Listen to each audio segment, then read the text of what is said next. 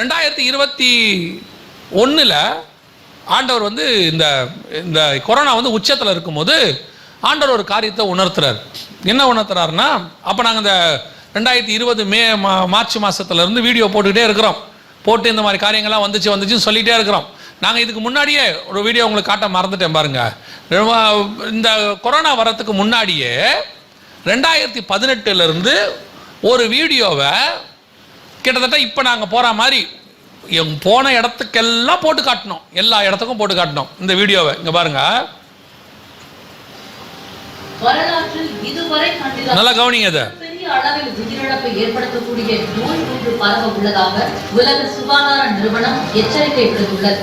ஜெனீவாவை தலைமையிடமாக கொண்டு இயங்கும் உலக சுகாதார நிறுவனமானது 3 ஆராய்ச்சியாளர்களுடன் அவசர ஆலோசனை நடத்தியது. அதில் ஒட்டுமொத்த உலக மக்களின் சுகாதாரத்துக்கு அவசர நிலை ஏற்படும் அளவு புதிய நோய் பரவ இருப்பதாகவும், இதுவரை கண்டிராத அளவுக்கு உயிர் சேதங்களை அந்த நோய் ஏற்படுத்தும் என்றும் எச்சரிக்கை விடுக்கப்பட்டது. இது தொடர்பான ஆராய்ச்சியில் ஈடுபடுமாறு ஆராய்ச்சியாளர்களுக்கு வலியுறுத்தப்பட்டது. இந்த நோய்க்கு டிசீஸ் எக்ஸ் என்று பெயரிடப்பட்டுள்ளது. இதுக்கு பேர் என்னது? எதை பற்றி தெரியுமா? இது கொரோனா வர்றதுக்கு 1.5 வருஷத்துக்கு முன்னாடி உள்ள வீடியோ. இது 2018 உலக சுகாதார மையம் வெளியிட்ட வீடியோ.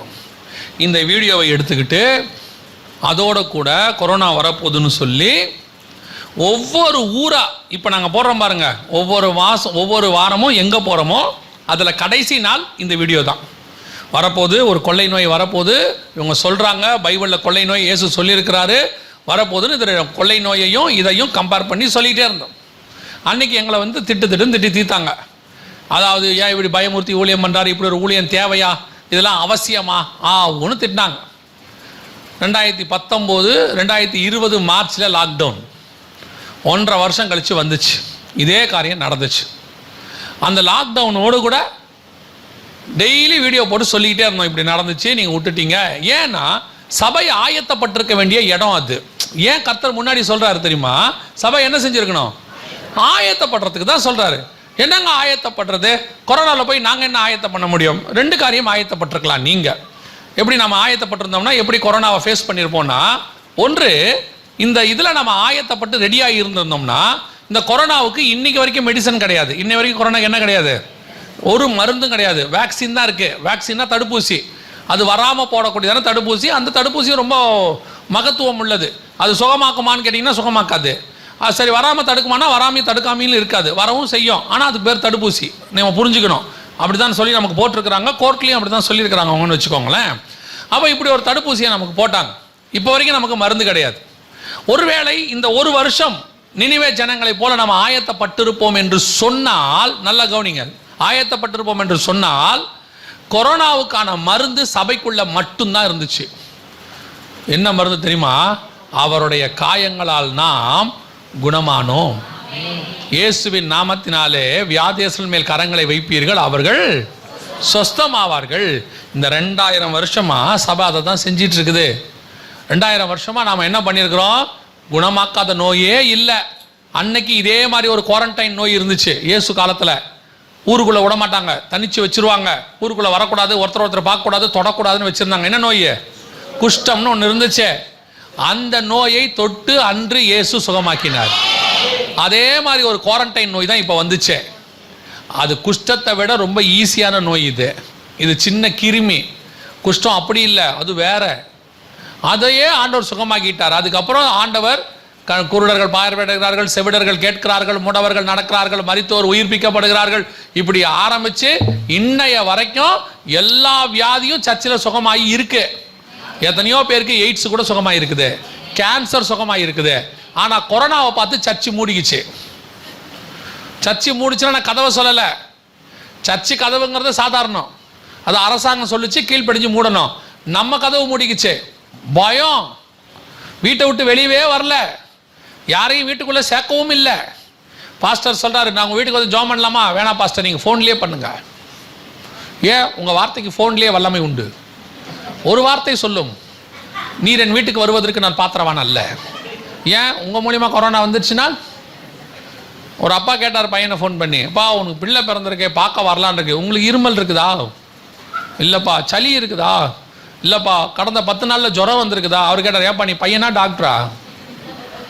பேரப்பிள்ளை பிறந்திருக்குது, பேரப்பிள்ளையை பார்க்க போகிறதுக்கு பையனை கேட்குறாரு, எப்பா நான் வரலான் இருக்கிறேன் இன்னைக்கு. பையன் திருப்பி அப்பாவை கேட்குறான், இன்னைக்கு உங்களுக்கு ஜுரம் வந்துச்சா? 10 நாளில் சளி பிடிச்சதா? இருமல் இருக்குதா? அப்பா கேட்குறான், என்னப்பா டாக்டர் மாதிரி கேட்குறேன், நீ என்ன பையன் மாதிரியே இல்லையா? அவன் சொல்கிறான், இல்லைப்பா உங்களுக்கு ஏதாவது வந்து பையனுக்கு வந்துட்டா அவ்வளோ விசுவாச குடும்பம், அவ்வளோ விசுவாச குடும்பம்.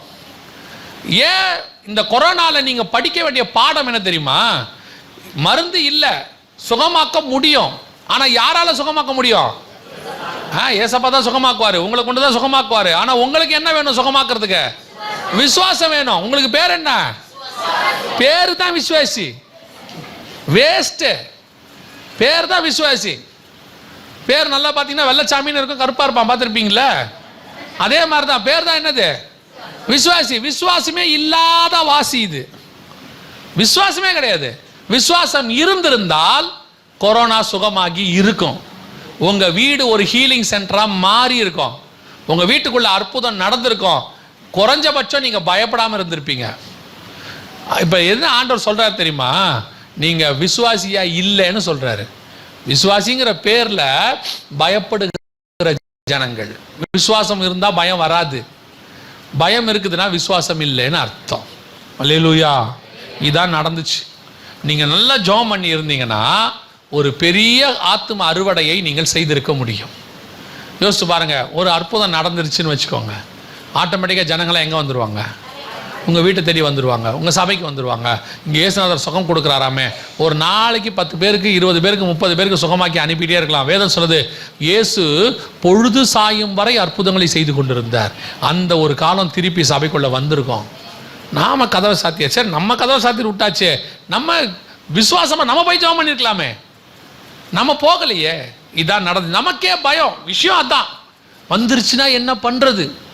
வந்துருச்சு. அவங்க என்ன சொல்றாங்க தெரியுமா? நான் அப்பவே சொன்னேன், நான் சொன்ன மாதிரியே வந்துருச்சு. பாத்தீங்களா?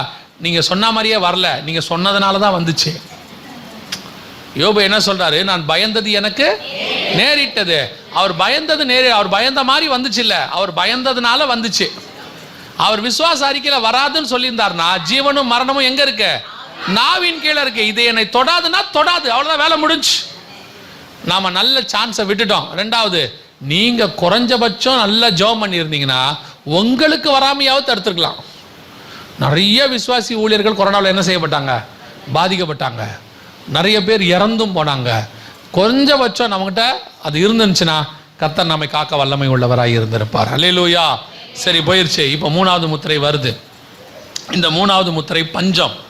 இதை 2021 நாங்கள் சொல்லிக்கிட்டே வரோம். இப்போ திருப்பி இதே தான் 2021 சொல்லிக்கிட்டே வரோம். இப்போவும் எங்களை தான் திட்டுறான். இருந்து போட்டோம், அது ஒன்றும் பிரச்சனை இல்லை. எரேமியா காலத்துலேருந்து இதானே நடக்குது. வந்து தீர்க்கதரிசி சொல்லுவான், இந்த மாதிரி நேபுகாத்நேச்சர் பிடிக்க வராருன்னு. சிதேக்கியா போட்டு எரேமியா தான் அடிப்பான். என்னடா எருசலேம் மண்மேடாகுன்ற அட்ரா அவனை அடிச்சு விட்டான். அடிச்சு போட்டு எங்கே வச்சுட்டான்? காவல் வீட்டில் கொண்டு போய் வச்சு விட்டாங்க. அந்த காலத்துலேருந்து இதுதான் நடக்குதுன்னு வச்சுக்கோங்க. போய் சொல்கிற தீர்க்கதரிசியெல்லாம் அடிப்பான். இன்னும் நீ அபத்தம் பேசுகிறாய். அப்புறம் அவனே கண்ணு குருடாகி போவான். சிதேக்கியா கூட்டிகிட்டு போய் என்ன பண்ணுவான்? கண்ணை குருடாக்கி கூட்டிகிட்டு போவாங்க. நல்ல விதமாக சொன்னால் கேட்க போகிறது இல்லை, சொன்னால் நம்மளை தான் திட்டுவான். அப்புறம் கொரோனாவில் பாதிக்கப்பட்டு ஐசியூலேருந்து ஃபோன் பண்ணுறாங்க, பிரதர் எனக்காக ஜெபம் பண்ணி கொள்ளுங்க. ஏன் கண்ணு குருடானோ? சொல்லும் போதே கேட்டிருக்கலாம்ல. இதுதான் இன்னைக்கு நடந்துட்டு இருக்குது. திருப்பியும் சொல்கிறேன், 2021 இதை சொல்லிட்டு இருக்கிறோம். மிகப்பெரிய எக்கனாமிக்கல் கிரைசிஸ். தராசை பிடித்திருந்தான். அதோடு கூட வசனம் தெளிவாக சொல்லுது, உணவு பாதிக்கப்படும். எந்த உணவை பற்றி 2000 வருஷத்துக்கு முன்னாடி கர்த்தர் சொல்றாரு பாருங்க. ஒரு பணத்திற்கு 1 படி கோதுமை என்றும் 1 பணத்துக்கு 3 படி வார்கோதுமை. 2021 ஆண்டவர் சொன்னாரு, இந்த 3வது முத்திரை வரப்போது, நீ அதை பற்றி பேச தொடங்குன்னு சொன்னார். கரெக்டாக 2021 நவம்பர் மாதம் மிக துல்லியமாக உக்ரைன் ரஷ்யா பிரச்சனை ஆரம்பிச்சிச்சு. ஆரம்பித்த உடனே உலகத்திலேயே கோதுமை தயாரிக்கிற நம்பர் 1 நாடு உக்ரைன், நம்பர் 2 நாடு ரஷ்யா. ரெண்டும் சண்டை போட ஆரம்பித்த உடனே கோதுமை உற்பத்தி நின்றுச்சு. நின்ன உடனே உலகமே கோதுமை பஞ்சத்துக்குள்ளே போக தொடங்குச்சு. 2021 ஏப்ரல்ல இருந்து நாங்கள் சொல்லிட்டு இருக்கிறோம். நடந்தது 2021 நவம்பரில். 2022 ஆரம்பிக்கும் போது, இது வரைக்கும் சொன்ன போது அந்த 6 மாதம் யாருக்கும் அது ஒன்றும் புரியல. கொஞ்சம் பேருக்கு மட்டும் புரிய தொடங்குச்சு. எப்பன்னு கேட்டிங்கன்னா 2 மே மாசத்துல ஸ்ரீலங்கா திவாலாச்சு. எதனால திவால் தெரியுமா? வசனம் கீழே போவாங்க, பத்திரிக்கை அது அவங்க ஊர் பத்திரிக்கை என்ன வந்திருக்குது பாருங்க. உணவு பஞ்சம் தாக்கும் ஸ்ரீலங்கா, இலங்கை திவாலானது. திவால்னா தராசு, எக்கானமி, கீழே உள்ளது உணவு பஞ்சம். பர்டிகுலரா அப்படியே வார்த்தை நிறைவேற தொடங்குச்சு. 100% கர்த்தர் சொன்னபடியே உணவு பஞ்சம் கொஞ்சம் கொஞ்சமா ஒவ்வொரு ஊரா ஆரம்பிச்சிச்சு, ஒவ்வொரு ஊரா வந்துச்சு. அதுக்கு அடுத்து பாகிஸ்தான். நாங்கள் சொல்லிக்கிட்டே இருந்தோம், பாகிஸ்தானில் 9 மணி நேரம் கரண்ட் கட்டு, பாகிஸ்தானில் பால் கிடைக்கல, பாகிஸ்தானில் கோதுமை பிரச்சனை வருது, எல்லாம் வந்துச்சு. சரியா ஆண்டவர் சொன்னபடி 2023 ஆரம்பிக்கும் போது அந்த 6வது வசனம், ஒரு பணத்திற்கு 1 படி கோதுமை என்றும் 1 பணத்துக்கு 3 படி வார் கோதுமை என்றும், அந்த வசனம் அப்படியே நிறைவேறிச்சு. பாகிஸ்தானில் மிகப்பெரியதான பஞ்சம். என்னது 1500 ரூபா? என்னது 6ஆம் வசனம் என்ன சொல்லுது? 1 பணத்திற்கு 1 படி கோதுமை. அப்படின்னா நீங்கள் நினச்சக்கூடாது 1 ரூபாய்க்கு 1 கோதுமை நினைக்கக்கூடாது. அங்கே என்ன சொல்லியிருக்கு தெரியுமா? 1ஆம் நூற்றாண்டில் 1 பணங்கிறது எவ்வளோ தெரியுமா? எவ்வளோ தெரியுமா? இப்போ சீஷர்கள் இயேசுவை கேட்குறாங்க. 5000 புருஷர் வந்துட்டாங்க மீட்டிங்க்கு. புருஷர் மட்டுமே எத்தனை பேர்? 5000. அப்போது பெண்கள் வந்திருப்பாங்க, பிள்ளைகள் வந்திருப்பாங்க, எல்லாரும் சேர்த்து ஒரு 10,000 பேர்னு வச்சுக்கோங்களேன். இந்த 10,000 பேருக்கு சாப்பாடு போடணும்னு கேட்குறாங்க. அதனால தான் அவர் வனாந்தரத்தில் கூப்பிட்டு போய் எல்லாரையும் உட்கார வச்சார். 10,000 பேருக்கு சாப்பாடு போடுறதுக்கு எவ்வளோ ஆகும்னா, ஆண்டவர் சொன்னார்ல, நீங்களே உணவு கொடுங்கள் அப்படின்னும் போது விசேஷங்கள் எவ்வளோ ஆகும்னு சொன்னாங்க? 200 பணம் ஆகும் என்று சொன்னார்கள். 10,000 பேருக்கு 200 பணம் அப்படின்னு சொன்னால், ஒரு பணத்துக்கு எத்தனை பேருக்கு சாப்பாடு போடலாம்? குறைஞ்சபட்சம் இப்போ 1000 பேருக்கா? ஐயோ, என்னோட மேக்ஸில் வீக்கான ஆள்லாம் இருக்குது, நான் தான் வீக்குன்னு நினச்சேன். அப்போ கணக்கு பார்த்துங்க, 100 பணத்துக்கு 5000 பேருக்கு போடலாம். அப்போ 1 பணத்துக்கு 50 பேருக்கு போடலாம் சாப்பாடு. 1 கிலோ கோதுமை 1500 ரூபான்னா நம்ம ஊருக்கு 750 800 ரூபா. 800 பேருக்கு எத்தனை பேருக்கு சாப்பாடு போடலாம்? ஒரு 8 பேருக்கு போடலாமா? ஆனால் அங்கே எத்தனை பேர் சாப்பாடு தெரியுமா? கிட்டத்தட்ட 1500 ரூபா விற்கிது. பார்த்துக்குங்க, அப்போ எவ்வளோ பேருடைய சாப்பாடு? 1 கிலோ கோதுமை அவ்வளோ விலை விற்க ஆரம்பிச்சிருச்சுன்னு அர்த்தம். ஸ்ரீலங்காவில் 1 கிலோ கோதுமை 3000 ரூபா. நேற்று 1 லிட்டர் பால் 1000 ரூபா. விளையாட்டுக்கு சொல்லலை, ஸ்ரீலங்காவில் ஆள் இருந்தால் கேளுங்க. 1 லிட்டர் பால் 1000 ரூபா, 1 கிலோ தக்காளி 600 ரூபா, 1 கிலோ உருளைக்கிழங்கு 800 ரூபா, 1 கிலோ சிக்கன் 3000 ரூபா, 2000 ரூபா, 1 முருங்காய் 1000 ரூபா. இது ஸ்ரீலங்கா நிலைமை. இதை விட மோசமான நிலைமை பர்மா. 4 பேர் பர்மாவில் போய் சாப்பிட்டா 1 லட்ச ரூபா ஆகும். நான் போனதுனால சொல்கிறேன் உங்களுக்கு. உணவு பஞ்சம் உலகம் முழுக்க போயிட்டு இருக்குது. 2022லேருந்து 21 ஸ்டார்டிங்லேருந்து வந்துடுச்சு. 2022 அப்படியே அந்த வசனம் துல்லியமாக நிறைவேறிடுச்சு. இப்போ ஸ்ரீலங்காவில் இந்த வருஷம் இன்னும் 2 மாதத்தில் வேட் போட போகிறாங்க, வேல்யூபிள் ஆடட் டேக்ஸ்ன்னு சொல்லுவாங்க, எக்ஸ்ட்ரா டேக்ஸ் போட போகிறாங்க. அதை போட்டாங்கன்னா இன்னும் 10 மடங்கு 20 மடங்கு விலை ஏறப்போகுது. ஒரு 5 பிஸ்கெட் நம்ம ஊரில் விற்கிது பார்த்தீங்களா, குட் டே பிஸ்கெட்லாம் ஒரு 5 இருக்காது, 10 இருக்கும் நம்மளதில். அவங்க ஊரில் 5 தான் இருக்கும். அந்த 5 பிஸ்கெட் உள்ள பாக்கெட் 250 ரூபா. பிள்ளைகளுக்கு பாலும் வாங்க முடியல 1000 ரூபா, பிஸ்கெட்டும் வாங்க முடியல. ஒரே ஒரு பிரெட்டு 100 ரூபா 200 ரூபா. ரொம்ப கவலைக்கிடத்தில் உலகம் போயிட்டுருக்குது. 3வது முத்திரை நடந்துட்டு இருக்குது. திருப்பியும் சொல்கிறேன், தமிழ்நாடு ஏதோ ஒரு கிருபையில் தப்பிச்சுக்கிட்டு இருக்கு. இதை விட மோசமான கண்டிஷனில் தான் வடநாடு இருக்குது. நீங்கள் பார்க்குறீங்களே, இந்தியா நல்லா இருக்குது நல்லா இருக்குதுங்கிறாங்களே, இந்தியா ஒன்றும் நல்லாலாம் இல்லை. நான் சொல்ல, அவங்களே தான் சொல்கிறாங்க. கோதுமை நமக்கே பத்தாதுன்னு கோற்றுமை ஏற்றுமதியை நிறுத்திட்டாங்க. இப்போ அரசாங்கம் என்ன அனௌன்ஸ் பண்ணியிருக்கு பாருங்க, நாடு முழுவதும் படிக்க முடியுதா என்னன்னு? நாடு முழுவதும் என்ன இருக்குது? நாடு முழுவதும் என்ன இருக்கு? வறட்சி இருக்கு. கவர்மெண்ட், நான் சொல்லல, கவர்மெண்ட் சொல்லுது. இன்னைக்கும் விலைவாசி எங்க நிக்குதுன்னு பார்த்துக்குங்க. கர்த்தர் ஏதோ கிருபையா தமிழ்நாட்டையும் கேரளாவையும் கர்த்தர் காப்பாத்திக்கிட்டு இருக்கிறாரு. பல இடங்கள் மிக மோசமா போயிட்டு இருக்குது. ஏன் வடநாட்டுக்காரன் அத்தனை பேர் இங்கே வந்துட்டான்? ஒரு நாளைக்கு 1000 பேர் வேலை பார்க்குறான் வரான்ல, ஏன் வரான்? அங்கே போனப்போ கேட்டோம், மாதம் 100 ரூபா சம்பளத்துக்கு வேலை இல்லையாமா? மாதத்துக்கு 100 ரூபா சம்பளத்துக்கு வேலை இல்லையாமா? இங்கே வர வடநாட்டுக்காரங்களாம் எப்படி வேலை பார்க்குறாங்கன்னு நினைக்கிறீங்க? 10 பேர் 20 பேர் மொத்தமே கான்ட்ராக்ட் கூப்பிட்டு வந்துடுறாங்க.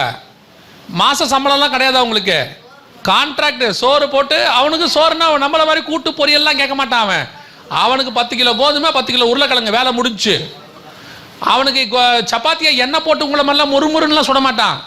அடுப்பில் வச்சான், கல்லை வச்சான், சப்பாத்தியை தட்டி போட்டுருப்பான், எண்ணெய் எல்லாமே சுடுவான், உருளைக்கிழங்க வேக வச்சு பிசைஞ்சு மேலே மிளகா பொடியை போட்டு அவன் சாப்பிட்டுட்டே இருப்பான். ஆனால் காலைல 6 மணிலேருந்து சாயங்காலம் 6 மணி வரைக்கும் வேலை பார்ப்பான். நம்ம ஆள் பாருங்க, வர்றதே 7 மணிக்கு தான் வருவான். வந்த உடனே டீ குடிக்க போயிடுவான். மதியானம் சாப்பாட்டுக்கு 1.5 மணி நேரம் எடுத்துப்பான். அதுலேயும் கூட்டு பொரியல்லாம் சாப்பிட்டு முடிக்கும் போதே 1.5 மணி நேரத்துக்கு அப்புறம் தூக்கம் ஒன்று வரும். ஒரு 1/2 மணி நேரம் சாய்வார். அப்புறம் 5:30 மணிக்கு டீயை குடிச்சிட்டு புறப்பட்டுருவார். ஏன் வடநாட்டுக்காரன் இவ்வளோ வந்து இங்கே வேலை பார்க்குறான் தெரியுமா? அவன் ஊரில் மாதம் கூட சம்பளம் கொடுக்க வழியே கிடையாது. அங்கங்கே புறப்பட்டு இந்தியா முழுக்க போயிட்டு இருக்கிறான். ஏதோ கிருபை. திருப்பியும் சொல்கிறேன், இங்கே இருக்கிறவங்களாம் பெரிய ஞானமுள்ள அரசியல்வாதிலாம் கிடையாது. கர்த்தர் நம்மேல் வச்ச தயவு இங்கே பாதுகாத்துட்டு இருக்குது. அன்னையிலேருந்து நான் அதை தான் சொல்லுவேன். உங்களுக்கு தான் என்ன கான்செப்ட் தெரியுமா? டிஎம்கே இருந்தால் நல்லா இருக்கும், ஏடிஎம்கே இருந்தால் நல்லா இருக்கும், காங்கிரஸ் இருந்தால் நல்லா இருக்கும், கம்யூனிஸ்ட் தான் நல்லா இருக்கணும். என்னை பொறுத்த வரைக்கும் கர்த்தர் இருந்தால் தான் நல்லா இருக்கும். யார் இருந்தாலும் அது கர்த்தருடைய துணை நமக்கு இருக்கணும். இப்போ வரைக்கும் அதான் நடந்துக்கிட்டே இருக்குது. யோசித்து பாருங்க. நான் அதான் சொல்லுவேன், நீங்கள் வந்து புனித பயணம்னு எருசலேமுக்கெல்லாம் போகிறத விட்டுட்டு ஒரு ட்ரிப்பு ஸ்ரீலங்காவுக்கு போயிட்டு வாங்க. அதை விட கம்மி தான். ஒரு ட்ரிப்பு மணிப்பூர் போயிட்டு வாங்க. எருசலேமுக்கு போயிட்டு வரதை விட காசு பாதி தான் செலவாகும். ஆனால் நீங்கள் போயிட்டு வர்றதுக்குள்ள கர்த்தருக்குள்ள நீங்கள் பலப்பட்டு விடுவீர்கள். ஏன் தெரியுமா? அங்கே இருக்கக்கூடிய ஊழியங்களை போய் பாருங்க, அங்கே இருக்கிற பஞ்சங்களை பாருங்க, கஷ்டத்தை பாருங்க, அந்த ஜனங்க என்னென்ன பண்ணுறாங்கன்னு கொஞ்சம் போய் பாருங்க. 1000 ரூபாய்க்கு காலையிலேருந்து சாயங்காலம் வரைக்கும் நிற்பாங்க. இந்த ஒரு 1000 ரூபாய் இலவசமாக கிடைக்கிறதுக்கு. இந்த கோதுமை பேக்கெட்டை பாகிஸ்தானில் ஒரு மூட்டையை வாங்குறதுக்கு 4 பேர் செத்துட்டான்.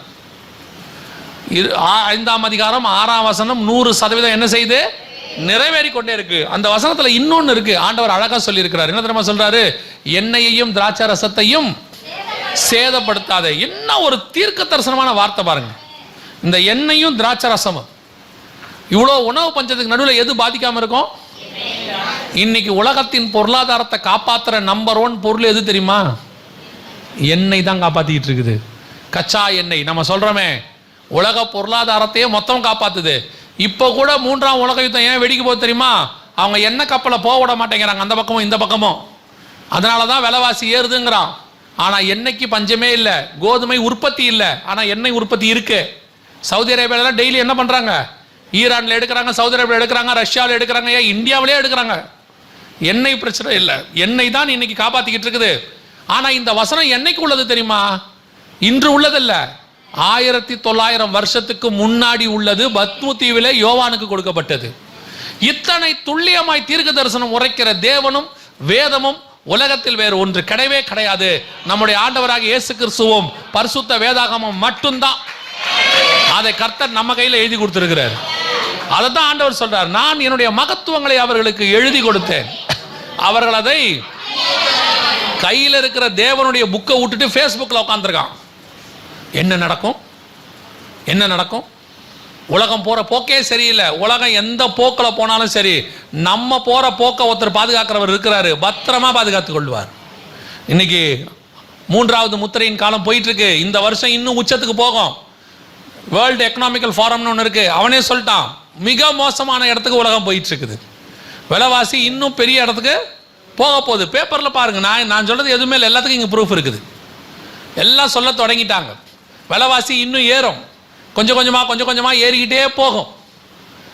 வாங்க முடியாத இடத்திற்கு உலகம் போக போகிறது. கடும் வறட்சி, பஞ்சம். 3வது முத்திரைக்கான காலம். சரி, இப்போ 2வது முத்திரைக்கு ஒரு வீடியோ உங்களுக்கு காட்டணும். கொள்ளை நோய் வரப்போகுதுன்னு சொல்லி உலக சுகாதார மையம் சொல்லிச்சு. அதே மாதிரி வந்துச்சு. இப்போ வேதத்தில் சொன்னபடி இதெல்லாம் ப்ரூஃப். இதுக்கு வேல்யூபிள் ஆர்டர், என்ன சொல்றது, ஒரு அடிஷ்னல் டாக்குமெண்ட் அப்படின்னு சொல்லுவாங்க. இப்போ ஒரு யூஎன் சொல்லியிருக்கிற வீடியோ கவனிங்க. யூஎன் என்ன சொல்லுதுன்னு பாருங்க. அதாவது ஐநா சபை என்ன சொல்லியிருக்குன்னு பாருங்க. உணவு தட்டுப்பாட்டால் உலகம் பேரழிவை சந்திக்கும் என்று ஐநா பொதுச் செயலாளர் அன்டோனியோ குட்டரஸ் எச்சரிக்கை விடுத்துள்ளார். ஜெர்மன் தலைநகர் பெர்லினில் பணக்கார மற்றும் வளரும் நாடுகளைச் சேர்ந்த அதிகாரிகள் பங்கேற்ற கூட்டம் நடந்தது. இந்த கூட்டத்தில் கலந்து கொண்டு பேசிய ஐநா பொதுச் செயலாளர் அன்டோனியோ குட்டரஸ் பருவநிலை மாற்றம், கொரோனா ஆகியவை முன்னெப்போதும் இல்லாத அளவிற்கு பட்டினி பிரச்சனையை உருவாக்கின என தெரிவித்தார். உணவு கிடைக்காத பிரச்சனை உலக அளவில் உணவு தட்டுப்பாடாக மாறும் என்றும், உணவு தட்டுப்பாட்டால் உலகம் பேரழிவை சந்திக்கும் எனவும் எச்சரித்தார். அதனை சமாளிக்க ஐநா அதிகாரிகள் சமாதான நடவடிக்கையை மேற்கொண்டு வருகிறார்கள் எனவும் தெரிவித்தார். தெளிவாக சொல்லிட்டாங்க ஐநா சபையில். இவங்களுடைய ஒரு பிரான்ச் தான் உலக சுகாதார மையம். அவங்க தான் கொள்ளை நோய்க்கு அனௌன்ஸ் பண்ணாங்க. அதே மாதிரி வந்துச்சு. இவங்க தீர்க்கதரிசி கிடையாது. இவங்க என்ன செய்வாங்க, நடக்கிற டைம் ஸ்டாட்டிஸ்டிக்ஸ் எல்லாம் வச்சுக்கிட்டு உலகத்தில் உள்ளதெல்லாம் பார்த்து நடக்க வாய்ப்பு இருக்குன்னு சொல்லுவாங்க. ஸோ அவங்க சொல்கிறது தீர்க்க தரிசனமாக நடக்காது. அவங்க பார்த்து அதோடைய ஸ்டாட்டிஸ்டிக்ஸை வச்சு சொல்கிறாங்க. இப்போ உணவு பஞ்சத்தை பற்றியும் அவங்க 2023 சொல்லிட்டாங்க. மிக மோசமான உணவு பஞ்சம் ஆரம்பிக்க போதுன்னு. இந்த வருஷமும் அடுத்த வருஷமும் உணவு பஞ்சம் மிக மோசமான இடத்தில் இருக்கும். அதை நீங்கள் பார்க்கத்தான் போகிறீர்கள். இப்போவும் சொல்கிறேன், 2வது முத்திரையில் மிஸ் பண்ணிட்டோம். 3வது முத்திரைக்கு ஆயத்தமாகுங்க. ஆயத்தமாகுங்கன்னா என்ன செய்யணும்? உணவு பஞ்சம் வரப்போகுது. ஆயத்தமாகனா என்ன செய்யணும்? போகும்போதே என்ன பண்ணிடணும்? ஆளுக்கு 10 மூட்டை கோதுமை என்ன பண்ணிடுங்க, வாங்கிட்டு போயிடுங்க. 10 எண்ணெயை டின்னு வாங்கிட்டு போயிடுங்க. ஏன்னா இந்த ஆள் சொல்லிட்டான், நடக்குமோ நடக்காதோன்னு தெரியாது. இருந்தாலும் என்ன பண்ணிடுவான்? அதெல்லாம் ஆயத்தப்படுதல். கொள்ளை நோய்க்கு ஆயத்தப்படுங்கன்னா மருந்து வாங்கிட்டு போங்கன்னு அர்த்தம் கிடையாது. கொள்ளை நோய்க்கு ஆயத்தப்படணும்னா எப்படிப்பட்டிருக்கணும்? ஆயத்தம் விசுவாசத்தில் வளர்ந்துருக்கணும். இப்போ நாம் இதில் ஆயத்தப்படணும்னா என்ன அர்த்தம் தெரியுமா? ஒரு காரியத்தை நன்றை கவனியுங்கள். இந்த கொள்ளை நோய் வரப்போவது, இந்த பஞ்சம் வரப்போவது உண்மை. வரப்போவதில் ஆரம்பிச்சாச்சு. இது பாதி தூரத்துக்கு நம்ம வந்துட்டோம். இப்போ உச்ச நிலையை அடையும். கொரோனா 2019 ஆரம்பிச்சிருச்சு டிசம்பரில். ஆனால் மார்ச் மாதம் வரைக்கும் நமக்கு ஒன்றும் பெருசாக தெரியாது. லாக்டவுன் போட்ட பிறகு தான் நமக்கு என்னவாச்சு, பெருசாக தெரிஞ்சிச்சு 4 மாதம் கழிச்சு. இப்போ அதே மாதிரி தான் இப்போது உணவு பஞ்சம் போயிட்டே இருக்குது. இப்போ பெருசாக தெரியாது. இந்த வருஷமும் அடுத்த வருஷமும் ரொம்ப பெருசாக போகும்போது இப்போ ஒரு கூட்டம் சொல்லணும், அதெல்லாம் நடக்காது, கர்த்தர் கிருபை உள்ளவர் அப்படின்லாம் சொல்லுவாங்க. அது உங்கள் பாடு. 2வது உங்கள் தீர்க்கதரிசிகள் வேறு இப்போ என்ன சொல்லியிருக்கிறாங்கன்னு வேறு எனக்கு தெரியாது. 1ஆம் தேதி என்ன சொன்னாங்க? இதை திருநாங்கள் இருக்காங்களா? இல்லை, இப்போ நிறையா நம்மளால் திருந்திட்டான். முந்தியெல்லாம் தீர்க்க தரிசன செய்தின்னு போடுவாங்க. இப்போ 1ஆம் தேதி தீர்க்க தரிசன செய்தின்னு போடுறதில்ல, வாக்குத்தத்த செய்தின்னு போட்டுடுறாங்க, புது வருட செய்தின்னு போட்டுடுறாங்க, சேஃப் கேம் விளையாடுறாங்கன்னு வச்சுக்கோங்களேன். சரி, இருந்துட்டு போட்டோம். இப்போ உங்கள் தீர்க்கதரிசிகள் சொல்கிறதெல்லாம் உங்களோட இருக்கட்டும். பைபிள் சொல்கிறத நான் உங்களுக்கு சொல்கிறேன். ஸோ இந்த 3வது முத்திரை போகும்போது நாம் என்ன செய்யணும்னா, இதுக்காக உணவை வாங்கி வைக்கிறதாவோ இல்லை சேர்த்து வைக்கிறதோ கண்டிப்பாக கூடாது. ஏன்னா வசனத்தின்படி சேர்த்து வச்சா என்ன ஆகும்? அதை பூச்சி என்ன செய்யும்? அரிச்சு போடணும் ஆண்டவர் சொல்லிட்டார். சரி, அப்போ இப்போ நம்ம என்ன செய்யணும் அப்படின்னு கேட்டிங்கன்னா, பைபிளில் பஞ்சகாலம் வந்ததப்போ என்ன ஆண்டவர் என்ன செஞ்சுருக்கிறாருன்றதை நம்ம கொஞ்சம் பார்க்கணும். இப்போ இஸ்ரவேலில் ஒரு பஞ்சம் வந்தது. அந்த பஞ்சம் எந்த அளவுக்கு கொடிதாக இருந்தது அப்படின்னு கேட்டிங்கன்னு சொன்னால், வசனம் சொல்லுது, ஒரு புல்லு குதிரைக்கு புல்லு கூட என்ன செய்யலையா, கிடைக்கலையா. அதே மாதிரி ஒரு பஞ்சம் ஒன்று எந்த காலத்தில் வந்தது? ஈசாக்கு காலத்தில் வந்தது. நீங்கள் ஆதியாகமத்தின் புத்தகம் 27ஆம் அதிகாரத்தில் வாசிக்க முடியும். அந்த பஞ்சம் வந்தபோது ஈசாக்கு என்ன செய்தாரா? ஆண்டவர் சொல்கிறாரு, என் வார்த்தையின்படி இந்த தேசத்தில் விதைன்னு சொல்கிறார். அப்படின்னா என்ன அர்த்தம்? இதெல்லாம் நடக்கும்போது பஞ்சம் வரும்போது உலகத்துக்கு பஞ்சம் வரும். ஈசாக்கு விதைத்தார், கர்த்தர் அவரை 100 மடங்கு அந்த வருஷத்தில் ஆசீர்வதித்தார். அந்த வார்த்தை தான் அங்கே ரொம்ப முக்கியம். ஏதோ பஞ்சம் வந்தது ஒரு வருஷம், ஆசீர்வதிச்சது இன்னொரு வருஷம் இல்லை. பஞ்சம் வந்த வருஷத்தில் வசனம் சொல்லுது 100 மடங்கு கர்த்தர் அந்த வருஷத்தில் ஆசீர்வதித்தார். அப்படின்னா என்ன அர்த்தம்? உலகத்துக்கு பஞ்சம் வரும், ஈசாக்குக்கு விதை விளையும். உலகத்துக்கு பஞ்சம் வரும், எலியாவுக்கு காக்கா சாப்பாடு கொண்டு வரும். இஸ்ரவேல் முழுக்க பஞ்சம் வரும், சாரிபாத்தினுடைய வீட்டுக்குள்ள மாவும் எண்ணெயும் குறைவுபடாமல் இருக்கும். அந்த தேவன் இன்னும் ஜீவனோடு கூட இருக்கிறார். அன்னைக்கு தீர்க்க தரிசனம் உரைத்தவர் தான் இன்னைக்கும் தீர்க்க தரிசனம் உரைச்சிருக்கிறாரு. அன்னைக்கு காப்பாத்தின தேவன் இன்னைக்கும் காப்பாற்றுவார். இவங்க என்ன சொல்லுவாங்கன்னா, அதெல்லாம் அறிவுக்கு ஒத்து வராதுங்க, நாம ஏதாவது செய்யணும். நான் சொல்லுவேன், உங்க அறிவை தூக்கி தயவு செய்து குப்பை தொட்டியில போட்டுருங்க. உங்க அறிவை வச்சு ஒன்றும் செய்ய முடியாது. உங்க அறிவு எவ்வளோ தூரம் வேலை செய்யுதுங்கிறத நீங்க கல்யாணம் பண்ணும் போது நீங்க புரிஞ்சிருப்பீங்க. நம்ம அறிவு எவ்வளோ அழகாக வேலை செஞ்சிச்சின்னு.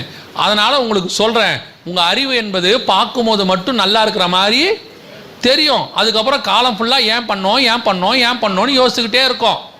அதனால் சொல்கிறேன், உங்கள் அறிவெல்லாம் கொஞ்சம் ஓரமாக வச்சுட்டு நீங்கள் என்ன பண்ணுங்கள், ஆண்டவரை நோக்கி பாருங்கள். வேதம் சொல்லுகிறது, மாவும் எண்ணெயும் குறைவுபடாதபடி பாதுகாக்கிற தேவன் ஒருத்தர் இருக்கிறார். இப்போ ஆண்டவர் என்ன பண்ண போகிறாருன்னு கேட்டிங்கன்னா, உங்களை அற்புதமும் அதிசயமாய் நடத்த போகிறார்.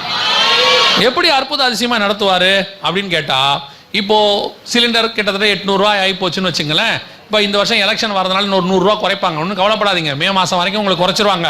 உடனே நீங்கள் விலைவாசி குறைந்து விட்டது, ஆகவே பிரியமானவர்களே அதெல்லாம் நினைக்காதீங்க. ஜூன் மாதம் இருக்குது உங்களுக்கு, சரியா? மேலே எலெக்ஷன் இருக்கு, அதனால இன்னும் 100 ரூபா கூட குறையும், இன்னும் விலைவாசி குறையும். நம்மால் சொல்லுவாங்க, உலகத்திலேயே விலைவாசி ஏறிக்கொண்டிருக்கும் போது ஆப்கே இந்தியா கே அப்படின்னு சொல்லி இந்தியாவில் விலைவாசி என்ன செஞ்சிருச்சு, குறைஞ்சிருச்சும்பா. எல்லாம் மே மாதம் வரைக்கும். எலெக்ஷன் முடியட்டும், அடுத்த நாள் பாருங்க, ரிசல்ட் வர வரைக்கும்லாம் நீங்கள் வெயிட் பண்ண வேண்டாம். எல்லா மாநிலத்திலையும் எலெக்ஷன் முடிஞ்சிருச்சுன்னு சொல்லட்டும், உங்கள் கேஸ் விலையை பாருங்க, 2000 ரூபாய்க்கு போனாலும் ஆச்சரியப்படுறதுக்கு இல்லை. அப்படிதான் இருக்கும். அப்போ நமக்கு எப்படி இதில் ஆண்டவர் போஷிக்க போகிறார் அப்படின்னு கேட்டால், நீங்கள் போய் கேஸ் கடையில் நின்ன உடனே இதோ கர்த்தரால் ஆசீர்வதிக்கப்பட்டவரே உள்ளே வாரும், உங்களுக்கு மாத்திரம் சிலிண்டர் 700 ரூபாய் சொல்ல போகிறாங்களா? இல்லை. பெட்ரோல் பங்குக்கு போய் நின்ன உடனே உங்கள் தலைக்கு பின்னாடி ஒரு ஒளிவட்டம் தெரிகிறது, நீங்கள் தேவனுடைய குமாரன் ஆமேன் அப்படின்னு சொல்லி குறைக்க போகிறாங்களா? இல்லை, ஒன்றும் செய்ய மாட்டான். இன்னும் சொல்ல போனால் நம்மளை பார்த்த உடனே 10 ரூபாய் எக்ஸ்ட்ரா கேட்பான். ஏன் அப்படின்னு கேட்டிங்கன்னா, இந்த உலகத்தாருக்கு அவங்களுக்கு கஷ்டம் இருக்கும் போது முகம் சோர்வு அடைஞ்சிரும். நமக்கு இந்த சோத்திரம் பண்ணிட்டு போகும்போது கஷ்டம் இருந்தாலும் முகம் நல்லா இருக்கும். நம்மளை நல்லா ஆண்டவர் நமக்கு ஆண்டவரை சொல்லி கொடுத்தது எப்படி சொல்லி கொடுத்துருக்காருன்னா, உபவாசம் இருந்தாலும் நல்ல எண்ணெய் தடவி தலைவாரி நல்லா நீட்டாக போங்கிறாரு. இப்போ நம்ம போனோம்னாலும் ஒருத்தங்கிட்ட போய் கேஸ் இல்லைன்னா யார் உங்கள் வீட்லையா, சும்மா கதை விடாதீங்க, உங்களை பார்த்தாலே தெரியல, நல்லா சாப்பிட்டு நல்லா தெம்பாக வந்திருக்கீங்கம்பா. நம்மளுக்கு ஆண்டவர் கொடுத்துருக்குற முகம் அப்படிப்பட்டதான ஒரு முகம்.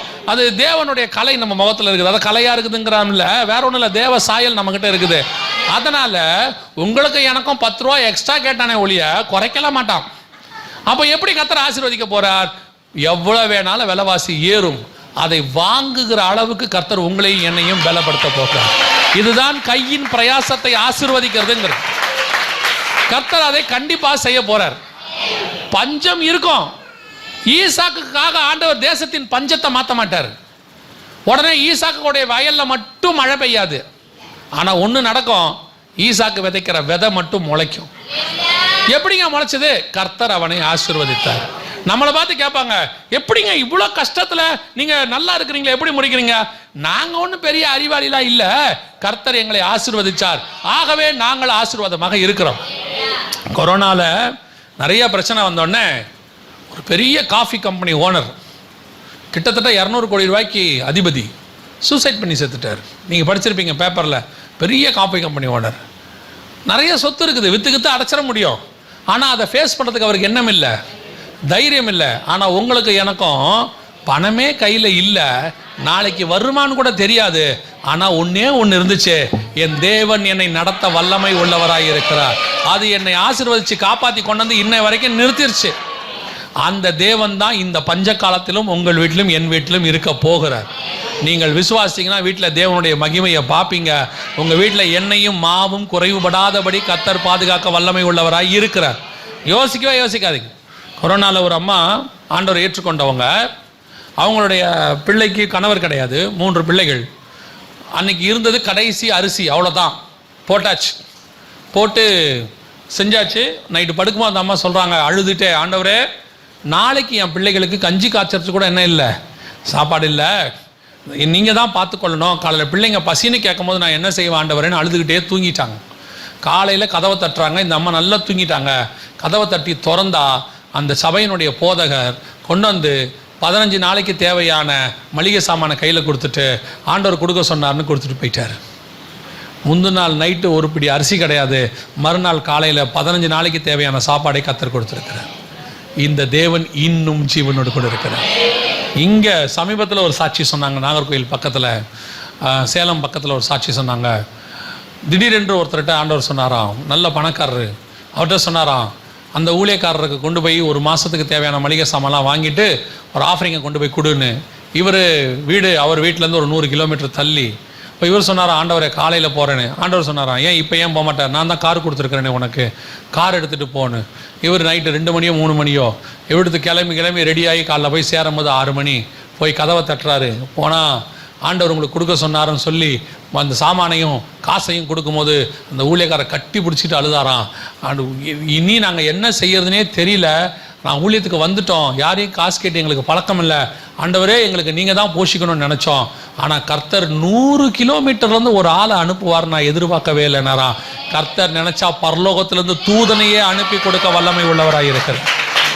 உங்களுக்கு எனக்கு இருக்க வேண்டியது விசுவாசம் மட்டும்தான். ஏன்னா நம்ம தேவன் மட்டும்தான் ஜீவனோடு கூட இருக்கிறார்.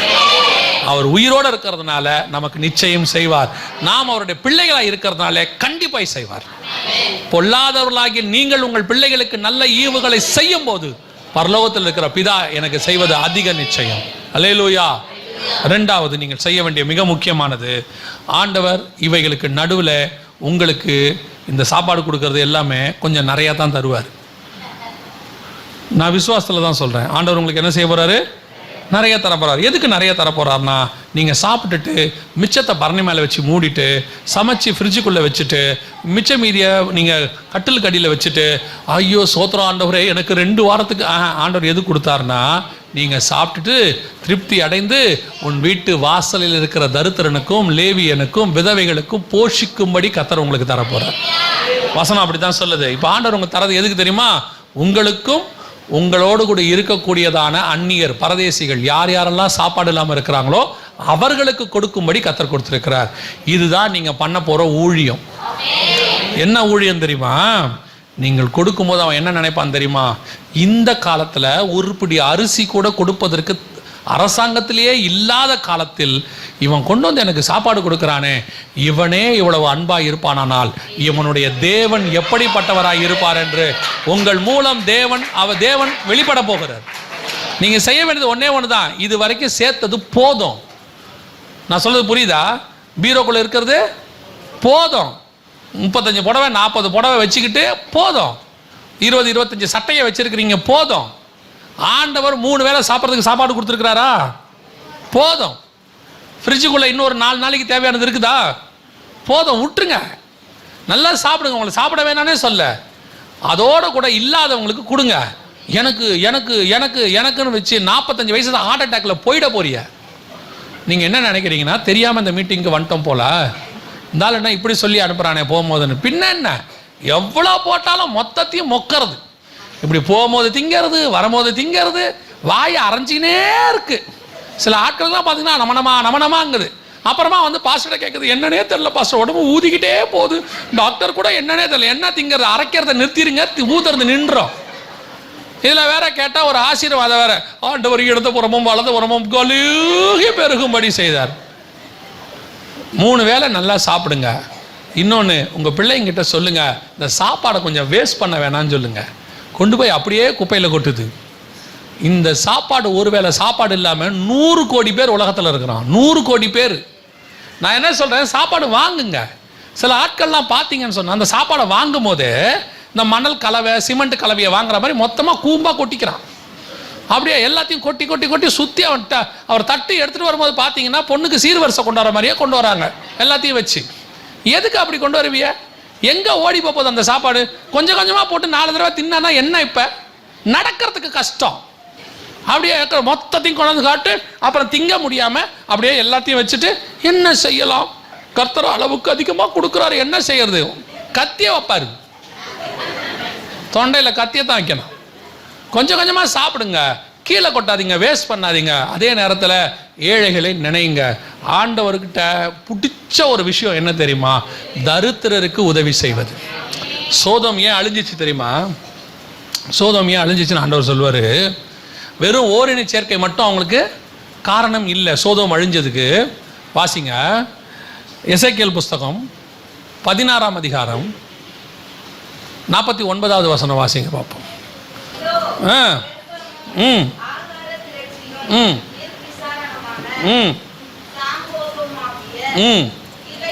இவைகளே சோதோமுடைய அக்கிரமத்தில் ஒன்று என்னன்னா, ஆகார திரட்சி. நிறைய சாப்பாடு இருந்துச்சு, நிறைய, அது பாவம் இல்லை. ஆகாரத்தை வச்சு நிறைய ஆண்டவர் கொடுக்குறாரு, அளவுக்கு அதிகமாகவே கொடுக்குறாருன்னு வச்சுக்கோங்களேன். தொடர்ந்து வாசிங்க.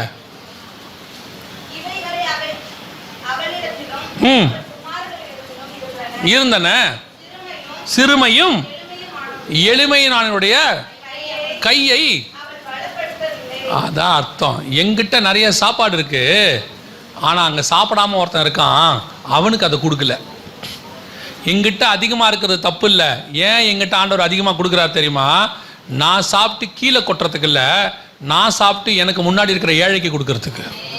ஏன் தெரியுமா? அவன் தேவனை அறியாதவன், அவன் தேவனை அறிவதற்கு ஒரு வழி இருக்கிறது. நீ கொடுக்குற ஆகாரம் அவன் தேவனை அறிய பண்ணும். நீ சுவிசேஷம் சொல்லவே வேண்டாம், நீ கொடுத்து பாரு, உன் தேவனை அவன் தெரிந்து கொள்வான். ஏன்? மனுஷனால் முடியாதது தேவனால் தான் முடியும்னு அவனுக்கு தெரியும். அவன் சில சொல்லுவாங்க பார்த்தீங்களா, கடவுள் மாதிரி வந்து கொடுக்குறீங்க. கடவுள் மாதிரி இல்லை, கடவுள் அனுப்பிச்சிருக்கிறான்னு சொல்லணும். இதுதான் ஆண்டவர் உங்ககிட்ட எதிர்பார்க்குற. ரெண்டாவது, ஒன்று, நீங்கள் விசுவாசத்தோடு இருக்கணும். உங்கள் வீட்டில் அற்புதம் நடக்கும், உங்களுடைய மாவு செய்கிற தொட்டி குறையாது, ஆண்டவர் உங்கள் வீட்டை ஆசீர்வதிப்பார். நான் எப்பவும் சொல்லுவேன், தேவனை ஏற்றுக்கொண்ட நாள்லேருந்து இப்போ வரைக்கும் எனக்கு ஆகார குறைவு வந்ததே கிடையாது. ஏன்னா கர்த்தர் எப்படியும் என்ன செய்கிறாரு? போஷிச்சிருவார். சர்வ வல்லமை உள்ள தேவன் அவர். இவர் அன்றைக்கி ஒருத்தர் பார்த்தோம், அவர் அன்றைக்கி பேசிகிட்டு இருக்கும்போது சொன்னார், ரோட்டில் பிச்சை எடுத்துக்கிட்டு இருந்தாங்களாம். பிச்சை எடுத்துக்கிட்டு இருந்தவங்களை கர்த்தர் மாற்றி இன்னைக்கு அநேகருக்கு ஆசீர்வாதமாக்கி அவர் இன்னைக்கு எத்தனையோ பிச்சைக்காரங்களுக்கு ஹெல்ப் பண்ணிக்கிட்டு இருக்கிறார். கர்த்தர் நம்மளை உயர்த்துறதுக்கு ஒரு நாள் ஆகாது. ஆடு மேய்க்கிறவனை ராஜாவாக மாற்றி விட்டுருவார். ஆனால் நாம் ரெடியாக இருக்கணும். எதுக்கு தெரியுமா? நம்ம மூலமாக கர்த்தர் இன்னும் ஒரு பெரிய கூட்டத்தை ரட்சிக்க விரும்புகிறார். அவங்களுக்கு கொடுக்கறதுக்கு கை நீளணும். வாங்கிறதுக்கு இருக்கிறத விட கொடுக்கறதுக்கு கை அதிகமாக நீளணும். நிறைய பேருக்கு இந்த காசை கொடுக்கவே தோணாது. நான் எங்கள் பாஸ்டர்கிட்ட கற்றுக்கிட்டது, எங்கள் பாஸ்டர் ஒரு நாளும் காசை பிடிச்சே வைக்க மாட்டார். எங்கள் பாஸ்டர்கிட்ட நான் பார்த்தது, யாராவது ஊழியக்காரங்க வந்து ஐயா கொஞ்சம் கஷ்டம் அப்படின்னோடனே பைக்கெட்டில் கையை விடுவார், என்ன வருதோ எடுத்து அப்படி கொடுத்துருவார். ஐயா இது ஒருத்தர் ஆஃபரிங் கொடுத்தாங்க, எவ்வளோ இருக்குது தெரியல, நீ வச்சுக்கியா அப்படின்றவார். நான் கடைசி வரைக்கும் எங்கள் பாஸ்டரை பார்த்தேன், அவருக்கு எந்த விதத்திலும் காசு கஷ்டம் வந்ததே கிடையாது. கர்த்தர் அவரை அபிரதமாய் ஆசீர்வதிச்சார். எவ்வளவு கொடுக்குறோமோ அவ்வளோ ஊறும். சில ஆட்களுக்கு வாங்குற அளவுக்கு கொடுக்கறதுக்கு என்ன இருக்காது? மனசு இருக்காது. நீங்கள் கொடுத்து பாருங்க, கர்த்தர் குறைவில்லாமல் நிறைத்த வல்லமை உள்ளவராயிருக்கு. ஆண்டவர் சொல்றாரு, நான் தாராள கண்ணனாக இருக்க நீ வன்கண்களாக இருக்கலாமோ? ஆண்டவர் நமக்கு அளவிட முடியாமல் தராரு. நீங்கள் கொடுத்து பாருங்க. கொடுக்க ஆண்டவர் என்ன பண்ணிக்கிட்டே இருப்பார்? கொடுத்துக்கிட்டே இருப்பார். அது தேவனுடைய குணம். அப்போதான் பரலோகம் உங்களை நம்பும். சரி கொடுக்குறோம், இவனும் கொடுக்குறான், இவனை நம்பி கொடுத்தா இவன் என்ன பண்ணுவான்? எல்லாருக்கும் கொடுப்பான்னு. இப்போ உங்களுக்கு கொடுக்குறாரு, நீங்கள் வச்சுக்கிட்டீங்க, பரலோகம் பார்க்கும் இது ஒன்றுத்துக்கும் கொடுக்காது போலியே. சரி கொடுக்குற அளவுக்கு மட்டும் கொடுத்துட்டு மிச்சத்தை பிடி, வேற ஆளை பாரு, அவங்ககிட்ட கொடுன்னு. ஆனால் வாரி இறைத்து, வசனம் என்ன சொல்லுது? வாரி இறைத்து விருத்தி அடைந்தாரும் உண்டு, அதிக பிசினித்தனம் பண்ணி தரித்திரரானரும் உண்டு. வசனம் அப்படிதான் சொல்லுது. சேர்த்து சேர்த்து சேர்த்து எனக்கு என் பிள்ளைக்கு அப்படியே வச்சு வச்சு வச்சு வச்சு வச்சு கடைசியில் 2 பேருமே அனுபவிக்காம 2 பேருமே கொரோனால ஐசியூல இருந்தாங்க. எதுக்கு? கொடுத்து பாருங்க, ஆண்டவர் அவைகளுக்கு நடுவில் பாதுகாக்க வல்லமை உள்ளவராக இருக்கிறார். அல்லேலூயா. 2 காரியத்தை நாம் செய்ய போகிறோம். 1, விசுவாசத்தோடு காத்திருக்க போகிறோம், கர்த்தர் நம்மை ஆசீர்வதிக்க போகிறார். 2, அதற்கு ஒரு பெரிய கூட்டத்தை நாம் போஷிக்க போகிறோம். அந்த போஷித்ததில் கர்த்தர் நம்முடைய கரத்தை பலப்படுத்துவார். அநேகரை போஷிக்கிறவராய் கர்த்தர் நம்மை மாற்ற போகிறார். அல்லேலூயா. இந்த 3வது முத்திரை இந்த வருஷமும் அடுத்த வருஷமும் மிக முக்கியமாக நடக்கும். இப்போ இந்த 2 வருஷத்துக்குள்ள இதான் நடக்க போகுது. ஸோ இதை பற்றி நம்ம 2 நாளாக பார்த்துக்கிட்டே இருக்கிறோம். இந்த 3ஆம் உலக யுத்தமும் ஆரம்பிச்சிருச்சுன்னா 4வது முத்திரைக்கான காரியம் தொடங்கும். அதை பற்றி நம்ம நேற்று பேசியிருக்கோம், உங்களுக்கு ஞாபகம் இருக்கும்னு நினைக்கிறேன். அந்த அலாஸ்கா மாஸ்க் விழுறது நமக்கு ஒரு அடையாளம். ஸோ ஆண்டவர் வரப்போகிறார். இனி காலம் செல்லாது. நாம் கடைசி காலத்தினுடைய ஜனங்கள், நாம் ஆயத்தப்படுவோம். ஒரு கூட்டத்தை என்ன செய்வோம்? ஆயத்தப்படுத்துவோம். ஆனால் வருகையில் போகணுன்னா என்ன செய்யணும் அப்படின்னு சொல்லி நீங்கள் கேட்டிங்கன்னா, இதெல்லாம் வருதுன்னு கேட்டிருக்கிறீங்க. போகிறதுக்கு என்ன செய்யணும்னா 7 காரியங்கள் செய்யணும். வரிசையாக நான் சொல்லிடுறேன் 7 நிமிஷத்தில். முதலாவது, இயேசு கிறிஸ்துவின் ரத்தத்தினாலே பாவ மன்னிப்பின் நிச்சயத்தை பெற்றிருக்க வேண்டும். இயேசு என் பாவத்தை மன்னிச்சாருங்கிற நிச்சயம் இருக்கணும். நான் கிறிஸ்தவ குடும்பத்தில் பிறந்தேன், எனக்கு ரட்சிப்பு தேவையா? நாங்கள் 3 தலைமுறை கிறிஸ்டின், 4 தலைமுறை கிறிஸ்டின், நீங்கள் யார் வேணா இருந்துட்டு போங்க. ஆனால் பிறக்கும் போது பாவத்தில் பிறந்தோன்னு பைபிள் சொல்லுது. பாவத்தில் பிறந்தவங்களுக்கு பாவ மன்னிப்பு நிச்சயம் அவசியம். 2வது, பிதா குமாரன் பரிசுத்தாவின் நாமத்தினாலே தண்ணீரில் மூழ்கி ஞானஸ்தானம் எடுத்திருக்கணும். குழந்தை ஞானஸ்தானம், கொடிகைகள் ஞானஸ்தானம் அப்படி கொடுத்தாங்க, அதெல்லாம் கிடையாது. விசுவாசம் உள்ளவனாகி ஞானஸ்தானம் எடுக்கிறவனே ரட்சிக்கப்படுவான்னு வசனம் சொல்லுது. ஞானம் வந்த பிறகு எடுக்கிற ஸ்நானமே ஞான ஸ்நானம். கர்த்தருக்கு பயப்படுதலே ஞானத்தின் ஆரம்பம். தீமை விட்டு விலகுதலே கர்த்தருக்கு பயப்படுகிற பயம். அப்போ ஞானஸ்நானம் எப்போ எடுக்கணும்? தீமை விட்டு விலகி கர்த்தருக்கு பயந்து இனி பாவம் செய்ய மாட்டேன்னு அறிக்கை செய்து பாவத்துக்கு மரித்து நீதிக்கு உயிர்த்தெழுதல், அந்த ஞானஸ்நானத்தை நம்ம எடுக்கணும். இதை நீங்கள் எடுக்க ஒப்பு கொடுங்க. எடுக்காவிட்டால் ஜலத்தினாலும் ஆவியினாலும் பெறவாவிடில் ஒரு பரலோக ராஜ்யத்தில் பிரவேசிக்க முடியாது. மூணாவது 4:30 எபேசியர், மீட்கப்படும் நாளுக்கென்று முத்திரையான பரிசுத்த ஆவி. பரிசுத்த அபிஷேகத்தை பெற்றிருக்க வேண்டும். பரிசுத்த அபிஷேகத்தை பெறாமல் போகவே முடியாது. அவர் தான் மூத்த போதகர், அவர் தான் நம்மை கொண்டு போய் பரலோகத்திலே சேர்க்க போறவர். 4வது அப்போஸ்தலர் 2:40 சொல்லுது, மாறுபாடான சந்ததியை விட்டு விலகி உங்களை ரட்சித்துக் கொள்ளுங்கள் இருக்கு. உங்களுக்கும் உலகத்துக்கும் என்ன இருக்கணும்? வேறுபாடு இருக்கணும். வேறுபாடு உள்ள வாழ்க்கை ரொம்ப முக்கியம். ரோமர் 12:2 சொல்லுது, உலகத்துக்கு ஒத்த வேஷம் தரியாமலும் அப்படின்னு இருக்கு. ஸோ உலகத்துக்கு ஒத்த வேஷம் தரிக்க கூடாது. உலகத்தார் அப்படி இருக்கிறாங்க, அந்த சர்ச்சை அப்படி இருக்கு, அங்கே ஆடுறாங்க, குதிக்கிறாங்க, ஓடுறாங்க, ஓடியாடுறாங்க, அந்த நடிகை அப்படி ட்ரெஸ் பண்ணியிருக்கிறா, அந்த ஊழியக்காரர் அப்படி ட்ரெஸ் பண்ணியிருக்கிறாரு. யார் வேணாலும் என்ன வேணாலும் பண்ணட்டும், எனக்கு எது தகுதின்னு ஆண்டவர் சொல்லி வச்சிருக்கிறார். எல்லாவற்றையும் அனுபவிக்க எனக்கு அதிகாரம் உண்டு, எல்லாமும் எனக்கு தகுதியாகிறாது. அவ்வளோதான். எனக்குன்னு ஒரு தகுதியை கத்தர் வச்சிருக்காரு, அதைத்தான் நாம செய்யணும். இது 4வது. 5வது சுவிசேஷம் அறிவித்தல் உங்கள் மேல் விழுந்த கடமை. அறிவிக்காவிட்டால் உங்களுக்கு ஐயோ. நீங்கள் பரலோகத்துக்கு போகும்போது உங்க கூட என்ன செய்யும் தெரியுமா? இந்த உலகத்தில் இருக்கிற எதுவுமே வராது. நீங்க வச்சிருக்கிற எதுவுமே வராது. பட்டம், பதவி, புகழ், அப்புறம் வந்துட்டு வீடு, வாசல், நட்டு, போல்ட்டு, ஸ்க்ரூ டிரைவரு, ஸ்பேனரு, தங்கம், வெள்ளி, இரும்பு, பித்தளை, எதுவுமே வராது. ஒன்றும் வராது. எல்லாம் இங்கே யூஸ் பண்ணுறதுக்காக ஆண்டவர் கொடுத்தது. அதை யூஸ் பண்ணி கொள்ளுங்க, வச்சுக்கொள்ளுங்க. அது ஒரு நாள் வரும்போது அதெல்லாம் போயிடும். ஆனால் உங்க கூட பரலோகத்துக்கு ஒன்றே ஒன்று தான் வரும். என்ன வரும் தெரியுமா? உங்களோடு கூட நீங்கள் சம்பாதிச்ச ஆத்மா வரும். அது பரலோகத்தில் வந்து நிற்கும். அதனால எவ்வளோக்குள்ள ஆத்மா சம்பாதிக்க முடியுமோ அவ்வளோக்குள்ள ஆத்மாவை சம்பாதிங்க. இது 5வது. 6வது மிக முக்கியமானது, இயேசு வருகிறார் என்பதை இனி ஒவ்வொரு நாளும் விசுவாசிக்கணும். கடைசி 1 மணி நேரத்துக்கு நம்ம வந்துட்டோம். மணவாளன் வருகிறார்ங்கிற சத்தம் கேட்கறது தொடங்கிருச்சு. இந்த யுத்தமெல்லாம் வந்து மிக முக்கியமான அடையாளம். ஸோ எப்போ வேணாலும் வரும். அது உடனே இன்னைக்கு வருமா, நாளைக்கு வருமா, அதெல்லாம் மனுஷகுமார் வர நிலையான நாளைகளே வருவார். ஆனால் ஆயத்தப்பட்டு நிற்க வேண்டியது நம்முடைய வேலை. ஏன்னா நமக்கு இருக்கிறது ஒரு நிமிஷம்தான், ஒரு இமை பொழுது தான். அதை விட்டாச்சுன்னா அதுக்கப்புறம் 7 வருஷம் சான்ஸே கிடையாது. ஸோ இப்போ ஆண்டவர் நமக்கு வாய்ப்பு கொடுத்துருக்கிறாரு. ஒவ்வொரு நாள் படுக்க போகும்போது, ஆண்டவரே இந்த ராத்திரி வேளை நம்முடைய வருகை இருக்குமானால் நான் எடுத்துக்கொள்ளப்பட வேண்டும். காலையில் எழுந்திருக்கும் போது, ஆண்டவரே இந்த பகல் நம்முடைய வருகை இருக்குமானால் நான் எடுத்துக்கொள்ளப்பட வேண்டும். அது ஊறிடணும். குடும்பமாக நாங்கள் வரணும் ஆண்டவரே, அது அப்படியே ஒரு உங்கள் வாஞ்சியாக மாறிடணும். எங்களை ஆசீர்வதியும் ஆண்டவரே, நீங்கள் ஜெபம் பண்ணுறீங்கள, அதுக்கு பதிலாக நீங்கள் வரும்போது எங்களை எடுத்துக்கொள்ளுங்க ஆண்டவரேன்றதை உங்கள் ப்ரேயராக மாற்றிருங்க. டெய்லி அதை சொல்லுங்க. ஆண்டவர் வரும்போது இந்த வருகையில் போகிறதுக்கு இது மிக முக்கியமான ஒரு வழியாக இருக்கும். 7வது கடைசியாக, முடிவு பரியந்தம் நிலைநிற்கிறவனே ரட்சிக்கப்படுவான். ஏதோ ரட்சிக்கப்பட்டேன் அப்படி இல்லை, ரட்சிப்பு பூரணப்படணும். எடுத்த ஞானஸ்நானத்துக்கு உண்மையாக இருக்கணும். பெற்றுக்கொண்ட பரிசுத்த ஆவியானவரை துக்கப்படுத்தாமல் பார்த்துக்கணும். வாழ்கிற வேறுபாடு உள்ள வாழ்க்கையை கடைசி வரைக்கும் வாழணும். தேமா பிரபஞ்சத்தின் மேல் ஆசை வைத்து ஓடி போனான்ற மாதிரி ஓடி போகக்கூடாது. சொல்கிற சுவிசேஷத்தை இயேசு வர வரைக்கும் சொல்லணும். அசந்து சோர்ந்து போய் அசதியாக சொல்லக்கூடாது. விசுவாசிக்கிற வருகையை கடைசி வரைக்கும் விசுவாசிக்கணும். கொஞ்சம் லேட்டாகும் அப்படின்னு சொல்லி சோர்ந்து போயிடக்கூடாது. 6லும் முடிவு பரியந்தம் நிலைநிற்கிறவனே ரட்சிக்கப்படுவான். அல்லேலூயா. ஆண்டவர் வரப்போகிறார். கர்த்தருக்கு சித்தமானால் அவருடைய வருகையில சந்திப்போம். வெகு சீக்கிரத்தில் ஆண்டவர்.